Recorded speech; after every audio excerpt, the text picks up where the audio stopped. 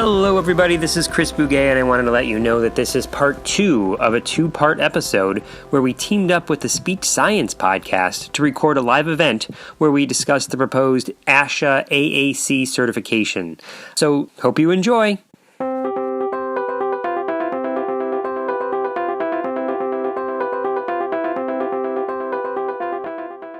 You're listening to Talking with SpeechScience. It's the joint live Facebook effort between SpeechScience and Talking with Tech. Tonight, we're discussing ASHA's AAC certification, and we want to hear from you, either speechsciencepodcast@gmail.com, text us 614-681-1798, or there's a lively chat going on in the Facebook group. Rachel, I like how you said that you see some positives there. And I've been kind of the positive person here, and I do see some negatives. Chris, what positives do you see coming out of this? Because this might be a train that's leaving the station that we can't really stop.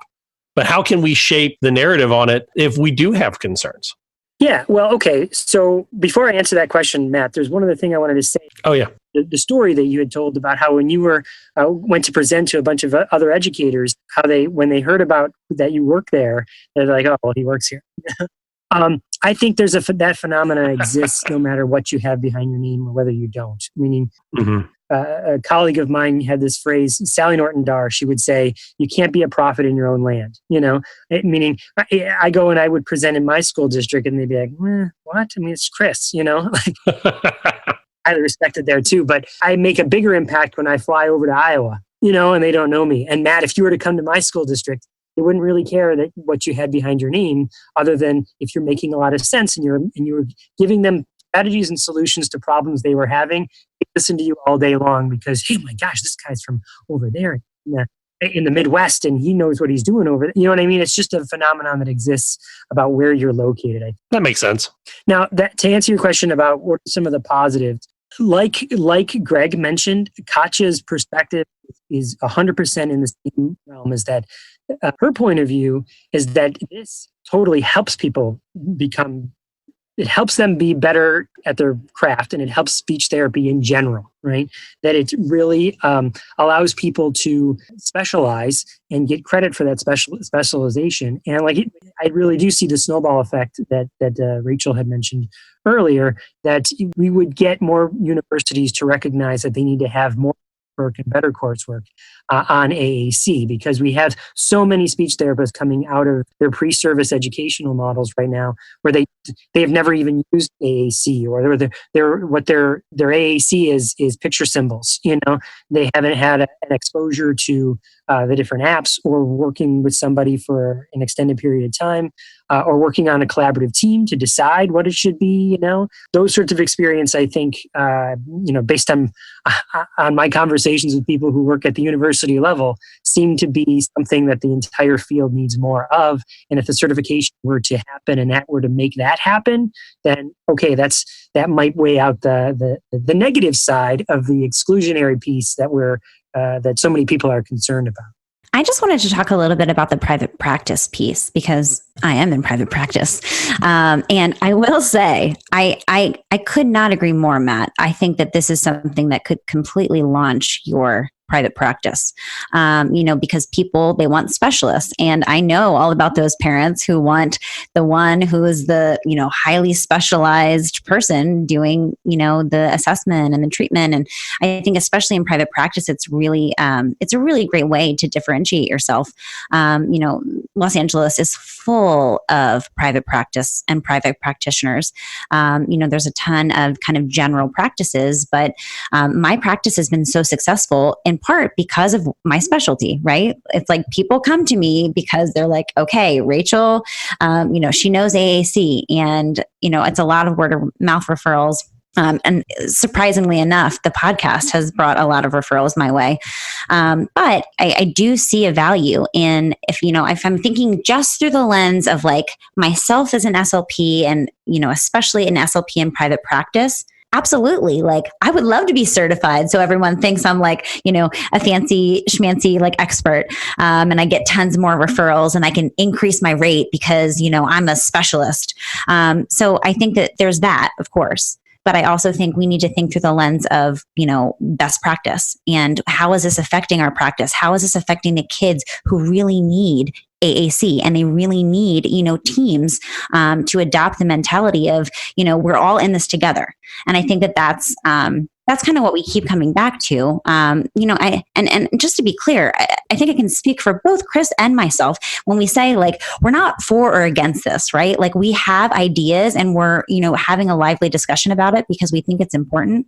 I don't, if someone was like, Rachel, how do you feel about this? It would have to be a discussion because I don't have an answer one way or the other. And it also depends on how this all plays out, and what this looks like as far as a financial cost, like what kind of financial cost is this going to involve? How much time is this going to take to go through this certification process? And the reality is we're not going to see the ramifications of something like this until it actually happens. But I think that it's good to have discussions like this to kind of figure out, what do we think might happen? What are our concerns? So that, potentially in the process, while they're creating something like the certification, program, hopefully we can voice our concerns and we can have some input that makes a difference, and makes them, the people in charge of this process, consider, some of the ramifications. Rachel, we live in that soundbite world. We want to know, are you for or against it? But no, you bring up you bring up some really good points. Tina texted in to 614-681-1798 and says, what is the anticipated cost of the certification? I went through and I'm looking at, did Katya talk about that? Yes, she said it would be in line with the rest of the certification. So in line with the other certifications, the one is $250 for the certification.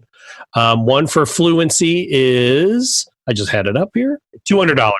Is that an annual cost or one time? That is the application fee. And then there are some that you have to recertify. So I don't know. So Matt, with the last few minutes here of our, and I don't even know how long we're going. So I'm assuming it's an hour. So we could go longer. It is long as it needs to be. We've been 50 minutes. We will, I feel like the teacher who says, Chris, your paper is as long as it needs to be to get your points out. Well, so here's something I would, first of all, I want to say that I totally agree with Rachel that I see both sides of this coin and I'm passionate about both of them, if that makes sense. I hope that comes out in my voice. But something else I'd like for the people who are pushing certification to consider is not just you're certified or you're not certified, but those tier 3, that third tier that I had mentioned before. What if we just focus there for a moment? And so what if we looked at this new phenomenon, this it's not really that new, but it's been around for a while, but maybe new for speech therapy, is this idea of microcredentialing and badging. So that is more of a picture it like the Scouts, right? You get your sewing badge, and you get your whittling badge, and you get your canoeing badge, and you've shown your skill and proficiency to a signboard that says, "Yep, you get this badge," and then you get to display them in some way. In Scouts, it's little ribbons on your shirt or whatever, patches, right? Merit badges. Imagine an ASHA portal, right, that has Chris Bouguet, like a LinkedIn thing. Here's Chris Bouguet on the left-hand side, and there's my handsome little picture in the corner, and here's my contact information. And then you click on it, and there's all of my badges that I've earned. So I've learned a least to most prompting badge. I've learned an eye gaze badge. I've earned a Wrap strategy badge, which is a strategy for kids with use AAC when they're reading, right? All of these little badges that maybe they're a much lesser. Maybe it takes me, it's $10 or $15 or $25 to earn a badge, which could actually be way more money for whoever's the certifying board is. Right? And I could get them in different stages and get the ones I'm interested in, because it wouldn't just be for AAC, but could you imagine that for fluency? Could you imagine that for swallowing? Could you imagine that for early childhood or all the other different domains? And having this in complete portfolio that someone could look at and go, wow, this guy's got a lot of badges. Oh my gosh, look at her. She's got tons of badges. And she's got the badges that exactly my kid needs. You know what I mean? Now you might be having something rather than just a yes, you have it, or no, you don't. You'd have a whole tree of skills that you'd be looking at. I don't know. What do you think? What does everyone think of that idea? Well, when you said that, our little hearts got thrown all over the Facebook post, because I guess a lot of people like that. Like, there are tons of likes. I don't disagree with that. I mean, as soon as you said that, I was thinking back, I'm an Eagle Scout. But on the flip side, just because I took rowing, just because I took emergency preparedness, just because I took cooking, doesn't mean that, right now I could when I was 17, but not when I'm 33. Those were a lot of years ago. What you're saying is we don't want you on Survivor. You're not on my team. Correct. The naked and afraid, I would get that rating of like 3.0, like could make shoes out of leaves.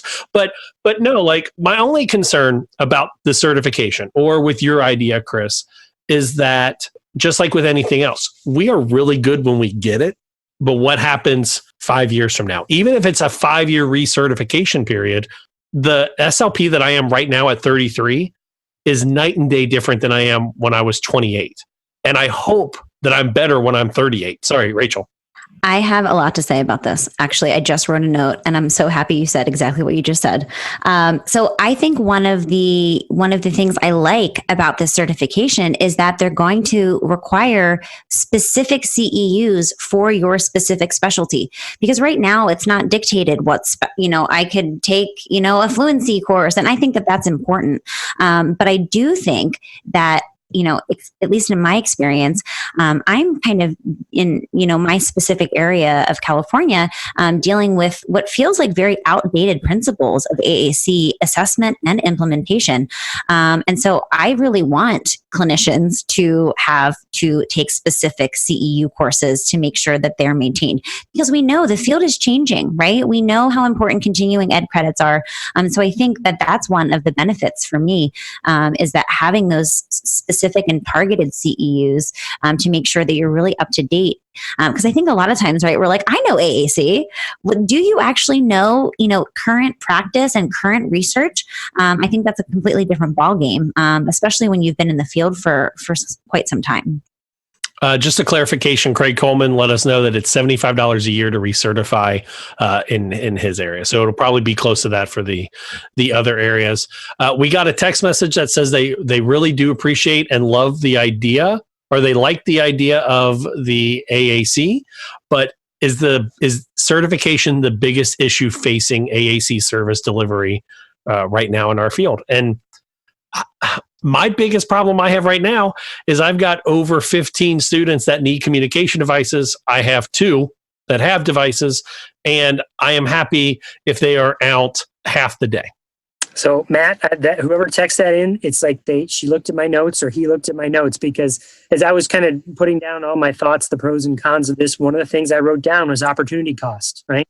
There's some great minds right now working on AAC certification. I think, what if we could put those minds at one of these other problems, like you just mentioned, all the people out there that need communication devices that aren't getting them. And that's just getting them. Then there's the actual being able to implement them and implementing them well. And gosh, what if we were building more modules, more YouTube videos, a second podcast, something. And what if we were making more rigorous standards for graduate programs?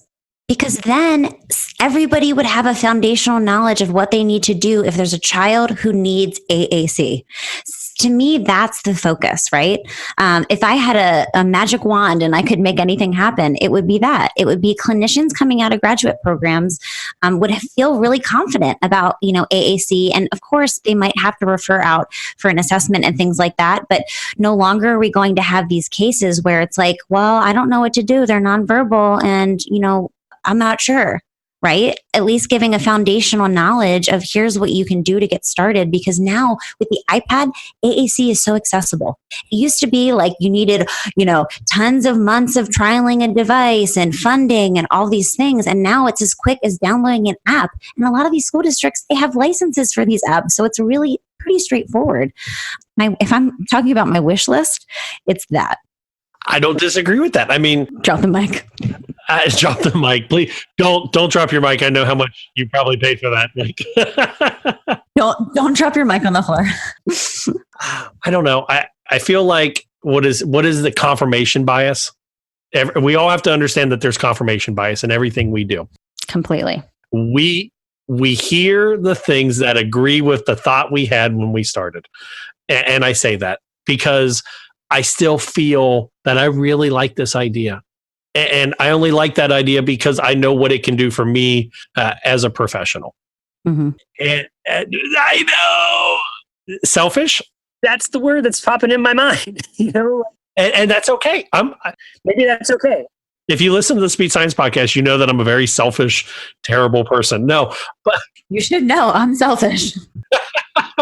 But no, like internally, I also look at it from this point of view. I have to decide which 30 CEUs I'm going to get during the year. And I am so spread thin on trying to make sure that I get all the CEUs I want to look through and get. And I look at OSLA and I look at ASHA and say, I'm doing this. And I look at it from a selfish point of view of saying, hey, if I'm really taking away the finances part, taking away the people believing in me, this is who I really am, not the speech science persona. If I'm really going to say that I want to pursue being a specialist in AAC, that I'm going to really pursue being the person in Cincinnati that can help more kids and adults get on a device, I better put my money where my mouth is. And if this certification helps me become a better SLP because of it, I'm okay with that, because I know that when I am deciding on, do I want to go to the course that I signed up for on Saturday at 2:00, and it sounds like a slog. It's a lot of heavy information. Or, I can go to the one that sounds a little bit more fun. If I know the one that's going to be more beneficial because I've already signed up to be that AAC specialist, that's going to give me a little bit more confidence, a little bit more boost in my step to say, you know what? It's Saturday at 2:00. This is the last one. You've made a commitment to your family, the families that you work with. You've made a commitment to be this board certified AAC specialist. Go get those CEUs. And that's when I say selfish, that maybe I need more confidence in my own ability. But I look at what I'm doing with dysphagia. And I'm realistically looking at, as soon as I can hit all the marks to get dysphagia certified, I'm going to pursue that. Not because I can charge more. I do home healthcare. My home healthcare agency pays me whatever they pay me. But because I want to know that I've got some version of CEU training or something, that when I'm telling a patient what to do, it's not like, oh, I talked to my friend Teresa over at Swallow Your Pride and she gave me ideas, or I read this. It's, hey, I have that confidence in myself because I went through this training. And I don't know, when you mentioned the merit badges thing, that it kind of reminds me of that. Like, I'm proud that I'm an Eagle Scout. I'd be proud that I'm a SWORD certified AAC or dysphagia expert. You bring up a really great point, Matt. I actually never really thought through that lens, but I do think there's a lot of clinicians out there who, especially when it comes to AAC, they feel like, well, I don't know what I'm doing. So from that lens, I feel like certification is a great idea, because I can't tell you how many questions I get from clinicians who are speech therapists working in schools. And they're like, I'm really interested in AAC. I have a lot of kids with AAC on my caseload, but like, I don't know how I become a specialist. And I think it's a gray area, right? I think it's like, who is a specialist? Who's not? And one thing I will say is that, at least with a certification, like, it's not gray anymore, right? It's like, it's black or white. And I think that nobody likes to be in the gray. Everyone likes like a definitive yes or no. And so I think from that lens, getting all of these questions from clinicians who are like, I don't know how to become a specialist. How do I do that, Rachel? And I don't have a good answer for them, right? I'm like, well, my answer is typically, do as many CEUs as you can. And I send them a list of CEUs that they can take. Listen to the podcast, of course, because we talk, all day, every week about AAC and how to implement it. But my last piece of advice is just get started. Just start doing it. So it's interesting because there's not a clear path right now. And so I think that this certification at least would give us a clear path, and it would help clinicians, like you said, Matt, who might not feel confident in their skills. They need to take the test and pass it to feel like they can do it. So I think from that level, I completely can understand how that would be helpful. Chris, I ain't buying it. Well, Chris, I ain't buying it. No, it's not that I'm not buying it. It's just I don't begrudge anybody their path to learning. And if that's what motivates them to learn is to get a certification, great. But I feel like certification begrudges other people's path to learning, right? What I'm hearing as 3 podcast hosts, that mentality would be like, why would I listen to your podcast? It's not going to get me certified. as opposed to I want to learn. The learning is inside me. I want to. I Intrinsic motivation. We talk about this on the podcast. Yes, I am intrinsically motivated to learn because that is, as a professional, that is what I'm supposed to do, and because I'm a curious person, and I'm going to learn whether there's a certification there or whether there's not. And that's the professionals that I want to be working with. You got so excited because you got all the Facebook likes again on that comment. Hearts, hearts, hearts, hearts. I do want to reset before we wrap it up. We've been doing this for about an hour and 5 minutes.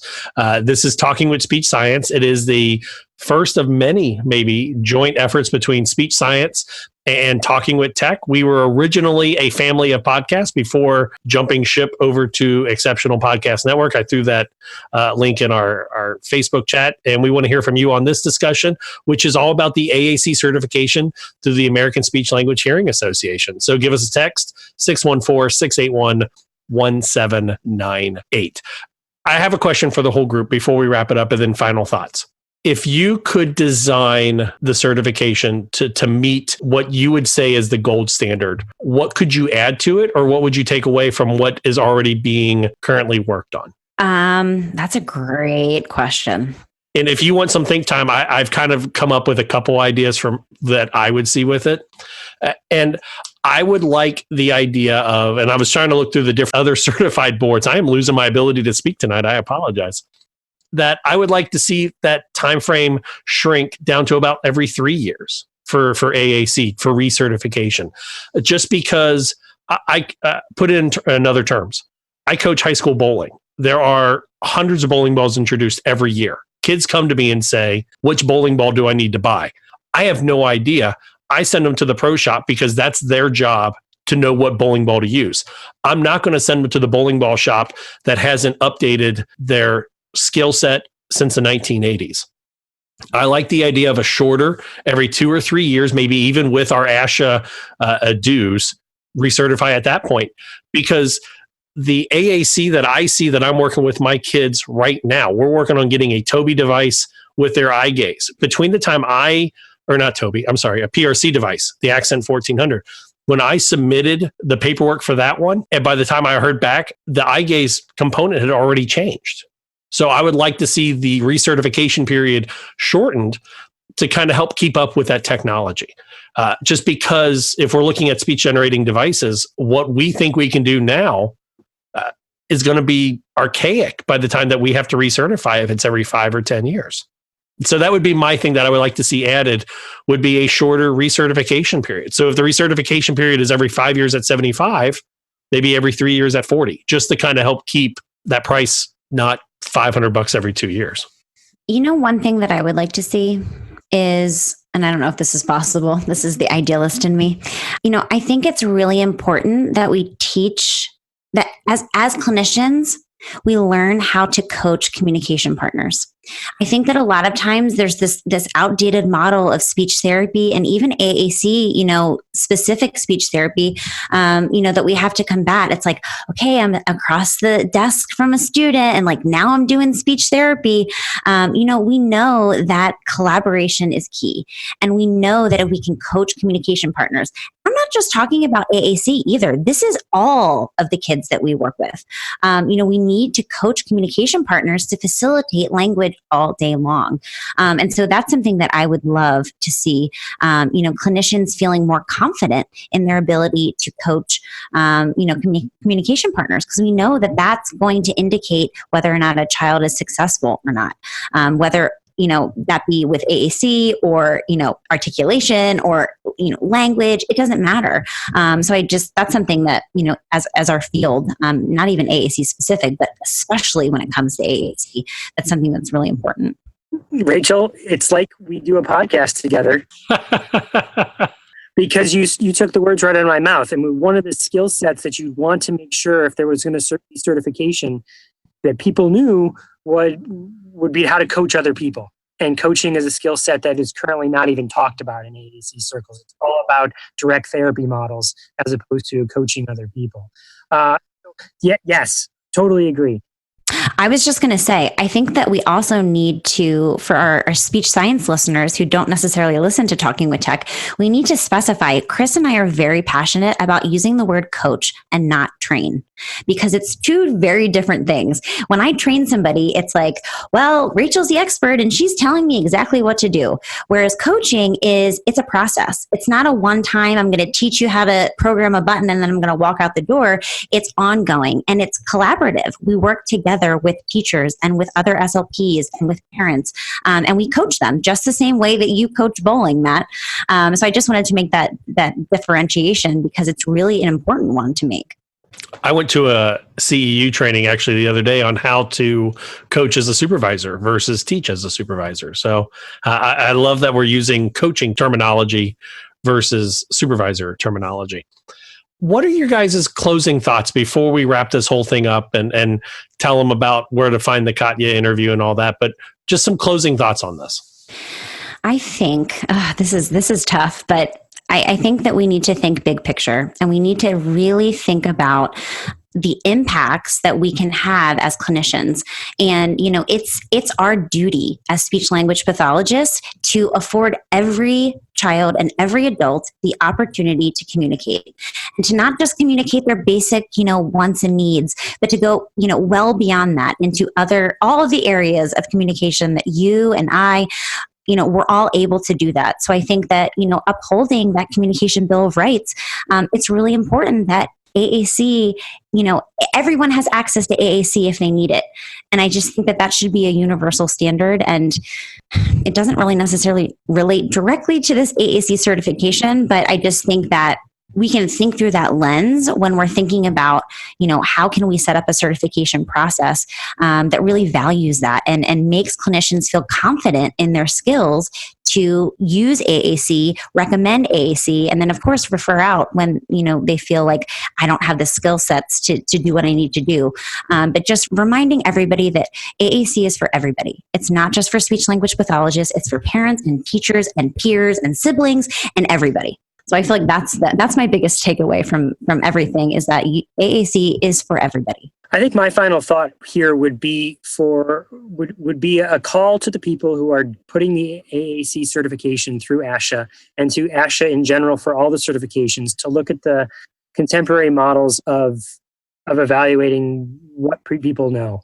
I mentioned it before, the microcredentialing and badging. Yes, we'd still have to things we'd have to work out, like how frequently do you need to update your credentials there and your badges? How do you specify the last time you got the badge in a specific thing? But I feel like those are manageable problems that if we put the right minds on it, we could solve. As opposed to sort of an old model of you're either certified or you're not, and you pay every year to show that you are. I feel like that's just as an old school model. That we have the technology nowadays. We have the ways to collaborate nowadays that we don't need to look at that as the way to prove that you know what you know. And so that's what I would urge everyone to look at.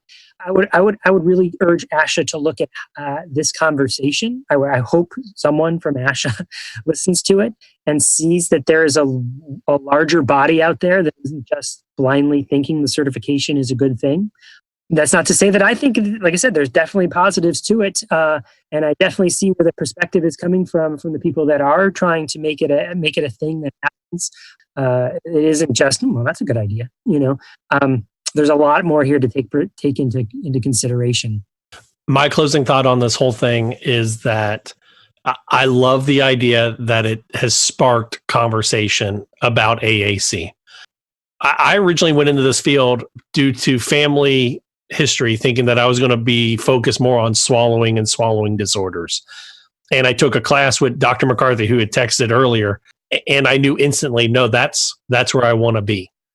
And I didn't know where to start. And I started by talking to salespeople at different communication device companies and going, I don't like you because all you're doing is trying to get me to buy your device and not help me as a therapist. And I've grown, I think, into a person that can identify the right device for the right student. I love that, certification or not, it's coming to the forefront of every SLP's mind. what is it that they said that there's 3% or 5% of eligible AAC users actually have a device? If anything, if it just sparks one more person to say, hey, maybe I can do AAC in the schools, or AAC as home care, or AAC in early intervention, or private practice, or anything, I'm okay with it. And if it gets more communication devices into the hands of the students or the adults that need them, I really don't care if we have to steal them from other people and then give them to the right kids. I'll go to Best Buy at night and steal a bunch of iPads and put them into the right hands, but I'll need some money for gift cards to buy the apps. But in reality, I like that this at least has sparked AAC and brought it back to the forefront where it really needs to be. Yeah. And it's the future. You know what I mean? It's like, we know that technology can help children communicate, not just nonverbal children, not just children with autism. You can use technology in so many innovative ways. And so I think as a profession, we should just really start getting comfortable with it. And I think a lot of us are, but I think that it's an important discussion to have. And I'm just so excited we were able to sit and chat today. And I'm just so excited that there were so many people that joined us. Yeah. Shout out to everyone who sent texts into the phone number 614-681-1798. A big thanks to everyone in the chat, including Jen Reed, Luke, who told me I mispronounced his name, and he said it's Paget, maybe? Hopefully that's right. Hopefully that's right. Craig Coleman, Jessica Ross, Tina Moreno, Britt Lauren, Jennifer Schubring. You put the effort in to write us. We're going to give you the effort to get the shout out. And if I mispronounce your name, I'm just a dumb SLP. Victoria Starr. Who else is in there? Sarah Gregory. I'm not certified in reading names. I apologize. I probably forgot somebody. Oh, I think Luke says I said the name right. I did it. So if people are listening, you're wondering where the Katya interview is going to be. Is that going to be over on Talking with Tech? Yes. Yep. It's bit.ly/TWT podcast. What is that again? That's bit.ly/TWT podcast. TWT podcast. Like Talking with Tech podcast, but it's...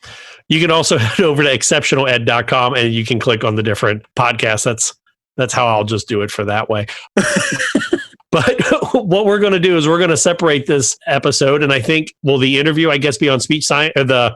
This part will be on SpeechScience, and then the interview for part 2 will be over on Talking with Tech, and hopefully we can get a couple crossover listens. So that would be very cool. Yeah, absolutely. For the SpeechScience listeners and for everybody on Facebook that's a SpeechScience person, Talking with Tech is obviously an AAC podcast. What do you guys got coming up over the next couple of weeks? Whoa. Well, I know that we have an interview with some university students. Did some research that'll be coming out in the next couple of weeks. So shout out to all the different people out there that are working in the university level and doing research. There's not enough of you, and so we wanted to call that to light and bring some attention to that. So I am really excited. I'm doing an interview tomorrow with Melanie Pensack. She teaches mindfulness to speech therapists. So she talks, a lot about how can we be present when we're not only doing therapy, but also a lot of self-care strategies. Yes, we do focus on AAC, but we also have lots of fun guests that aren't necessarily AAC specific, but are complementary. So lots of fun things in store. And for the Talking with Tech people who don't know what SpeechScience is more the pop news, I guess, of speech therapy, where we interview people somewhat related into the field of speech or language or disabilities, and we answer the question, what is communication? We just got done this week talking about burnout or moral injury in the field. So you can check that out at speechsciencepodcast.com. And next week, we are doing the ASHA general election special, where we will kind of go through everybody that's running, and we're going to run in their entirety 3 interviews with the candidates for the VP of planning at ASHA. So that's kind of what we are. So we are, as a SpeechScience podcast host, I'm so excited that I got to finally hang out with the Talking with Tech crew. Yeah, we're going to have to do this again. This is fun. It was great, Matt. It's such a great idea, and you do such a great job. This is fantastic. So for Rachel Madel, and I'm going to end this like I do on my podcast, unless you guys want to do a different ending. No, you're like the best radio voice ever. Oh, thanks. It's all those years of undergrad money wasted. For Rachel Madel and Chris Bugay, I'm Matt Hott. In the immortal words of Janice Wright, always be a willow, because in a storm, the oak will look strong, but it will crack. The willow will bend and return to form. Make sure you are the willow in your life. For Rachel Madel, Chris Bugay, I'm Matt Hott saying so long, everybody.